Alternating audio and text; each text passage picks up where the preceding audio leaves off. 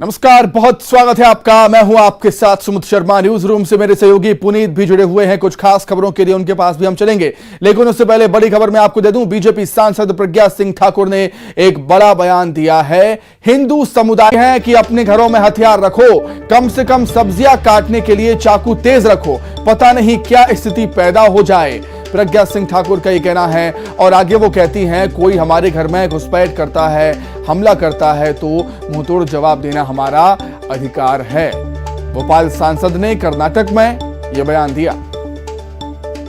घर में हथियार रखो, कुछ नहीं तो सब्जी काटने वाला चाकू जरा तेज रखो। स्पष्ट बोल रही हूं, स्पष्ट बोल रही हूं कि हमारे घरों में भी सब्जी काटने के लिए हथियार तेज होना चाहिए। उन्होंने चाकू से हमारे हर्षा को गोदा था, उन्होंने चाकू से हमारे वीरों को, हिंदू वीरों को, बजरंग दल के कार्यकर्ता, भाजपा के कार्यकर्ता, युवा मोर्चा के कार्यकर्ताओं को गोदा है, काटा है। तो हम भी सब्जी काटने वाले चाकुओं को जरा तेज रख लें, पता नहीं कब कैसा मौका आए। तो जब हमारा सब्जी अच्छे से कटेगी तो निश्चित रूप से दुश्मनों के मुंह भी और सिर भी अच्छे से कट अपने। तो कर्नाटक पहुंची हुई थी भोपाल सांसद प्रज्ञा सिंह ठाकुर।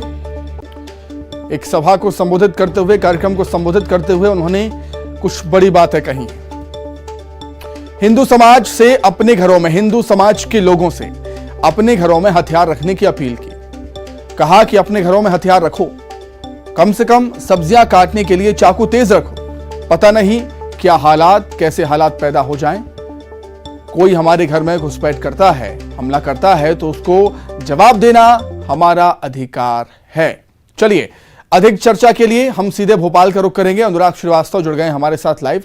अनुराग, अपने बयानों को लेकर, अपने तीखे तेवरों को लेकर प्रज्ञा सिंह ठाकुर चर्चाओं में रहती हैं, और कर्नाटक में जो उन्होंने बयान दिया है उससे भी एक बार फिर चर्चाओं में प्रज्ञा सिंह ठाकुर।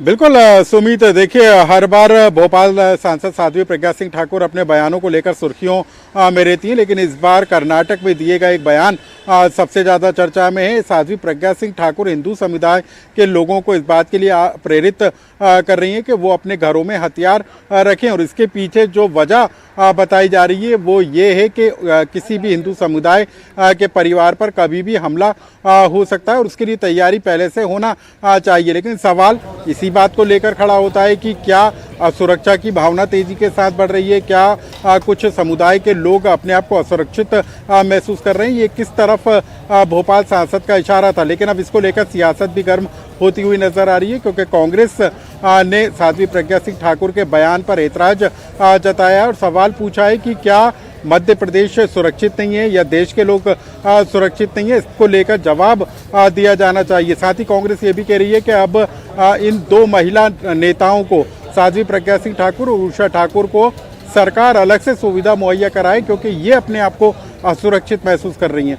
तो कुल मिलाकर साध्वी प्रज्ञा सिंह ठाकुर के बयान को लेकर अब सियासत भी बढ़ती हुई नजर आ रही है। अनुराग, सियासत बढ़ती हुई नजर आ रही है, लेकिन कर्नाटक में जाकर प्रज्ञा सिंह ठाकुर का ये इस प्रकार का बयान देना, क्या ऐसा नहीं लगता कि ये एक सोची समझी तैयारी के साथ प्रज्ञा ठाकुर को वहां भेजा गया है? चुनाव आने वाले हैं, तैयारी उसी की हो रही है, क्या ऐसा लग रहा है क्या?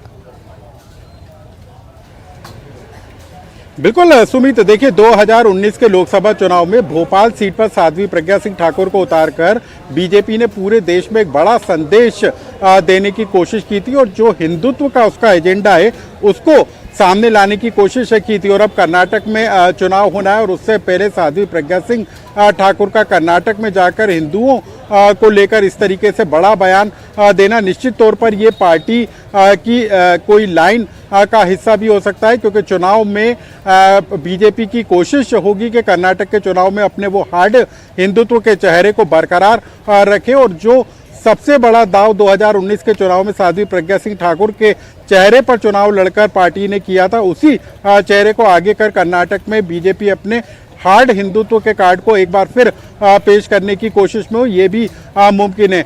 लेकिन साध्वी प्रज्ञा सिंह ठाकुर का भोपाल से कर्नाटक जाना और वहाँ पर एक सभा को संबोधित करते हुए इस तरीके से बयान देना साफ तौर पर बताता है कि कहीं ना कहीं कर्नाटक का चुनाव भी इस बार हिंदुत्व, हार्ड हिंदुत्व के एजेंडे पर ही बीजेपी लड़ती हुई नजर आएगी। बिल्कुल लड़ती हुई नजर आएगी और बीजेपी को पता है कि कहां, किसको, कब, कैसे इस्तेमाल करना है और यही वजह है कि साध्वी प्रज्ञा ठाकुर जो अमूमन भोपाल में कई सारे मामलों में बहुत ज्यादा कुछ बोलती नहीं या उनके बयान पर मध्य प्रदेश के बीजेपी के नेता टिप्पणी करने से बचते नजर आते हैं, अब वे कर्नाटक में जाकर इस प्रकार का बयान दे रही हैं।